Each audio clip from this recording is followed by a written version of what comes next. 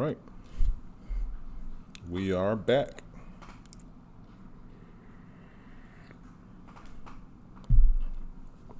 We are back. Let me see how I sound. Let me see how I sound. We are back. Yeah, we're back. I sound good too. Oh, no, I definitely don't want to do that. Let me go to my channel though. Go to my channel, go to my videos, because we are going to cover, let me X out of this stuff. Because we are going to cover. Go to Carl's Garage here. Make sure I'm live over here. Anybody get this new, I mean, outside of the thing on the screen, anybody get this new, this important anti-theft software upgrade available? If you didn't, don't matter anyway. They're not going to cover you. So I just want, let me just see how I look too, because I had all crazy and stuff. Yeah, looks clear. Looks clear, sounds good. 3 people in here. Everybody on, what's up? Yeah, everybody in here. Yes. Yeah, live. Everybody asking about yeah, I dropped myself a little bit. Everybody on Straight Outta Content likes to ask me about look at the analytics of the stream health. Let's look at everything. Activity, your activity analytics. Everybody likes to ask me about let me go over here to YouTube. Let's do another YouTube Straight Outta Content. Everybody likes to ask me about Kia issues. What's going on? What's going on? What's going on? My Kia this, my Kia that. So let's just go to Straight Outta Content channel. Yeah, here we go in videos. So I just want to show you guys, because I just did this in Carl's Garage video. Come over here to Automotive Recall, pause this. Let me look at the playlist. Where's the playlist? Exit out of this. View full playlist for Automotive Recall. And again, there's only 2 people in here. Every time I go live, nobody wants to ask me questions while I'm live. Everybody only wants to ask me questions as soon as I post a video. It's very weird. And I understand people have, you know, busy days and can't necessarily go live. So hopefully you learned something in this video. If you own a Kia or Hyundai EV, oh yes, we got 5 people in there finally. So again, guys, please support me on Carl's Garage. That's my main automotive channel. That's this one right here, where I try to, you know, 2 days ago, I only got 399 views. It's not a lot. I'm really trying to get this channel up. I'm trying to show you guys how to do things, you know, fix your car and stuff like that. But I'm also covering most of my Kia. Joe, what's up, Joe? What's up? Trying to cover most of my Hyundai and Kia information over there to grow that channel, to kind of separate it from the Straight Outta Content channel, because the Straight Outta Content channel is more geared for my business. But this one is really near and dear to me because there's a new lawsuit for EVs, and I knew it was coming. I told everybody it was coming. I warned everybody 2 years ago with these 2 videos. Top 5 reasons not to buy a new 2020 Hyundai Ioniq5. And where's the other one? They were right next to each other. Oh, here we go. And the top 5 reasons not to buy the Kia EV6. I told everybody, I told you, I don't know, you know, he's got decent views, 14,000, but that's not a lot for 2 years. That means not a lot of people are seeing these videos, and you guys need to see them. I told you years ago, even if I click this one, if we click it just to look at the comments, keep telling the truth. I like this. I like the look of the Ioniq 5. I was thinking about getting one back in 2014 Kia Soul. People having problems. I'd buy a Hyundai before I would buy a Ford. I don't know why. I hope you are aware that the Prius is not an EV. My concern is battery fires. It's unfortunate you critique a car, especially the performance figures, without checking other sites that have reviewed it. 0 to 60 figures. Kia and Hyundai have always underrated their figures. As for quality, I have 2 Kia EVs, 2019 luxury and 2020 limited EV. The quality is better than anything I've ever seen so far. It's so crazy, and it's going to be people. And this was 2 years ago, right? This was 2 years ago. And then the article for this new EV class action lawsuit just happened this year. And this is what really drives me. Look, I need to get out. this stress signal.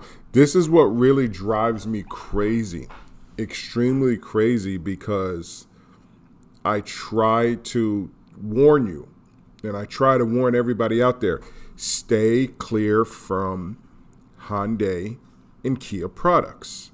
And 2 years ago, you got people like this. You know, as for the quality, I have two Kia Soul EVs, a 2019 luxury 2020 limited EV, and anything, it's better than anything I've ever seen so far. 2 years ago was the comment right there. And then now look where we're at. Bam. Owners of the Hyundai Ioniq5, Ioniq6, Genesis GV60, and Kia EV6 file class action lawsuit over charging port defect that leaves drivers with uncharged batteries. Say automakers allege fix further slowing charges. And no, they did not fix it.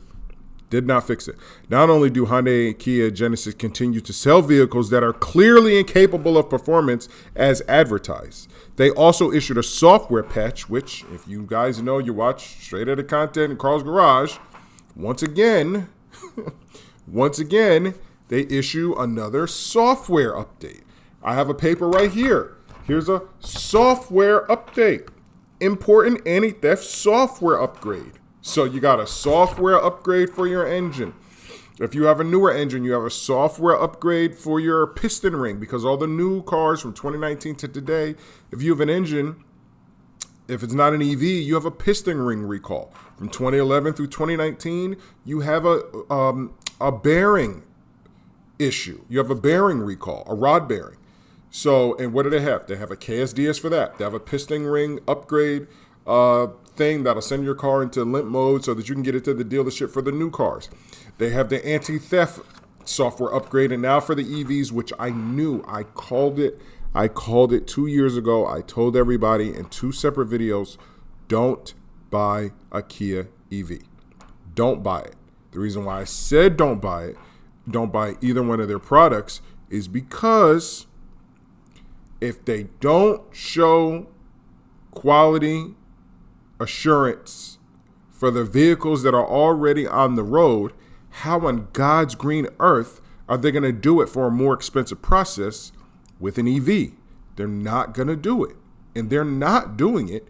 Hence why we are here where we're at today, August 10th. And there's actually 2 articles. The last one was 9 days ago, which I did on Carl's Garage. This one is actually predates that. And this one is back in July 26th. So as of right now, if you have a Kia EV or Hyundai EV, you are already late. You're already late to the party. You're already late. And I can guarantee you, even though there's only 3 people in here, there are hundreds of people that are going to watch this video later and I'm just going to stay on this EV thing since EV is a hot topic. The hundreds of people that are going to watch this video now, later, and on all the other platforms, you're going to be like, hold on, I have a recall on my car. There's a class action lawsuit. Or you're probably already experiencing these slow charging issues. The lawsuit was filed July 26, 2023 in the U.S. District Court for the Central District of California and alleges Hyundai and Kia prominently advertise vehicle charging times between 5 to 7 hours, depending on vehicle make, with the use of level 2 home charging. In reality, vehicle charging ports frequently overheat in as little as 30 minutes. So as soon as you plug in your car, you're not thinking anything's going to go wrong within the next 30 minutes, right? You've seen Teslas, you've seen all other companies do this. You plug in your car, you walk away. Well, what people are doing is they're plugging in their car, they're walking away, they're coming back the next day, and their car's not charged. And the reason why it's not charged is because the system overheats, the charging port overheats, and then it just automatically shuts off. So the update doesn't shut off anymore, and I will read it to you in this article. It's not just me talking. This is an actual article from an actual class action lawsuit that's happening right now. The new update doesn't shut it off. It just drops the amperage. So you may plug it in at 26%, and you're going to wake up at 31%. So you're just wasting energy. Oh, what happened? Did my thing go off? Let me check my OBS.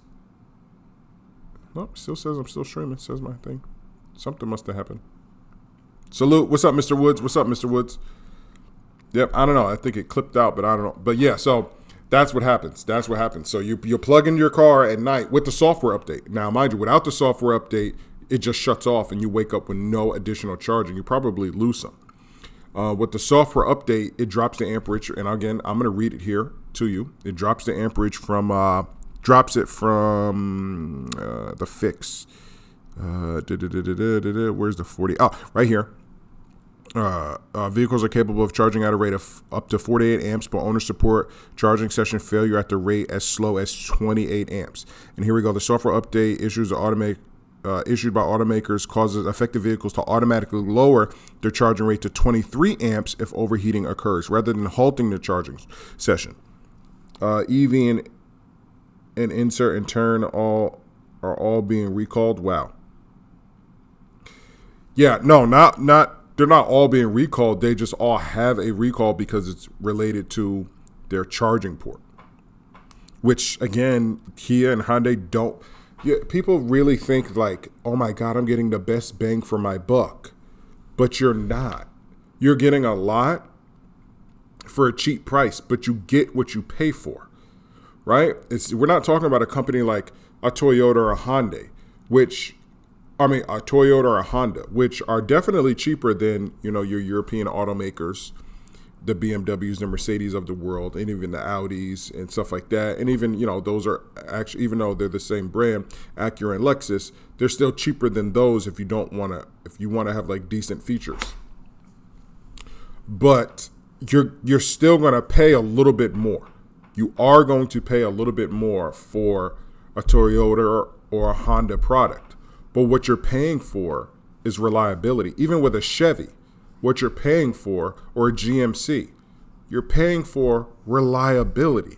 You're paying for something that, like with the LS, or with whatever the heck they put in, whatever that motor's called that they put in our RX, or whatever those 4 cylinders that they put in the Corollas or in the Camrys. Those things are legendary. They're legendary. They're known for their reliability. And they don't change them much. There's not, a bunch of new designs. They just keep the same design and just keep refining. Just keep refining it, keep making it more efficient. They don't just jump ship. So, unfortunately, that's exactly what's happening. So, here we go. It'll overheat as little as 30 minutes, causing the charging session to unexpectedly and repeatedly fail. Owners report a protracted and burdensome charging process. And this is exactly what I'm saying. The same thing that's happening with their engine, with their ICE engines, with their ICE cars, is the same thing that's going to happen with their EV cars. You're going to be driving one day and you're going to be stuck. And then whenever you go to the dealership, they're going to say, do you have this update? And if you do not, you're SOL. Because first it's charging ports now. Next, it's going to be batteries. Because you're not going to... What they're not writing is, if the charging port is overheating, that lets me know that the battery quality isn't it. The battery quality. If you're going to tell me that your charging port is the only thing where the malfunction is, I'm just not going to believe that there's nothing wrong with the battery. You know what I mean? Like it's just not going to make sense to me. Like if cars' engines fail, you're not going to make me believe that those cars who have bad engines, but they have solid transmissions. No, I'm gonna be like, no, if you don't have quality control within your engines, how do you have quality control within your transmissions? We just never get a chance to see if your transmission is good or bad because your engine keeps failing. It's the exact same thing with like Nissan. They're known for their bad transmissions, but nobody raves and screams for their engines. You might as well just stay away from it. If they don't make one or the other good, then assume that both are bad. This way you'll cover your butt. If you have a solid quality engine, chances are they're going to match it with a really good transmission.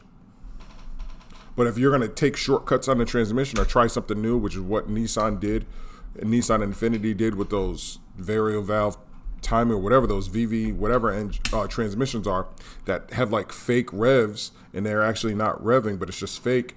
Those things are known for going out. they're the equivalent. The Nissan transmissions have the same issues that the Kia engines have. People have been, driving and chilling, and then boom, their transmission goes out. Boom, their transmission goes out. It starts slipping. It won't go into reverse. After issue.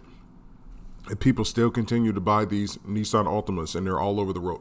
And people still continue to buy these Hyundai and Kia vehicles. They're all over the road. And now they have the electric, and they haven't fixed their issue. They haven't fixed it. Here's another article. And this was a more short article. The Hyundai Group is facing a nationwide class action lawsuit in the U.S.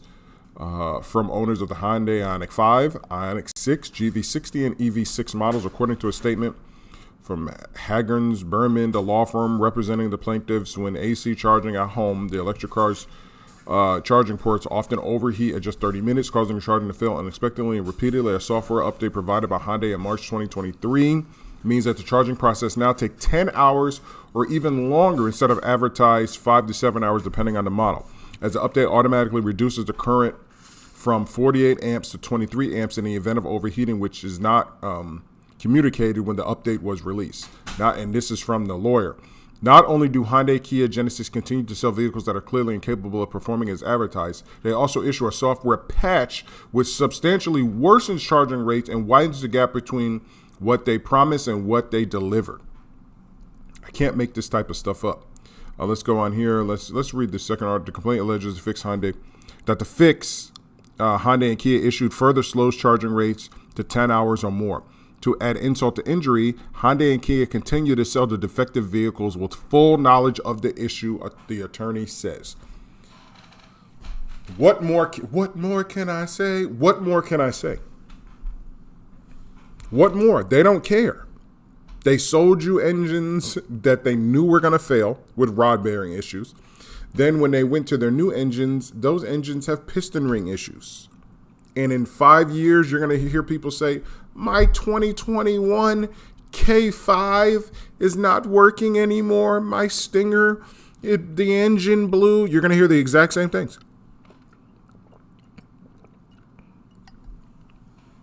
They continue to sell it. Not only do Hyundai, Kia, and Genesis continue to sell vehicles that are clearly incapable of performing as advertised, they also issue a software patch which substantially worsens charging rates and widens the gap between what they promised and what they delivered.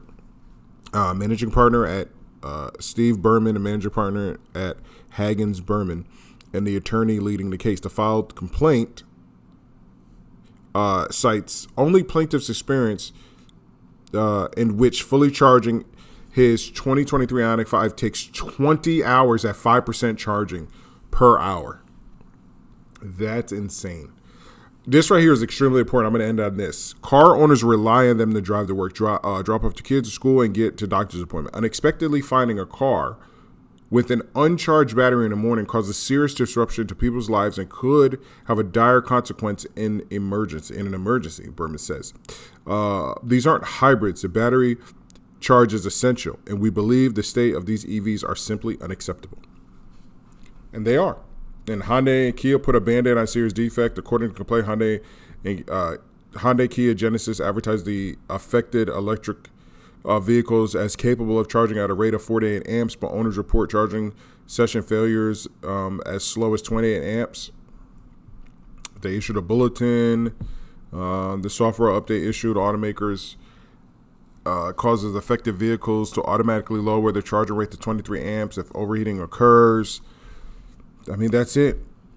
Find out more about the firm's investigation on behalf of the. So this is, here we go. Hyundai decline.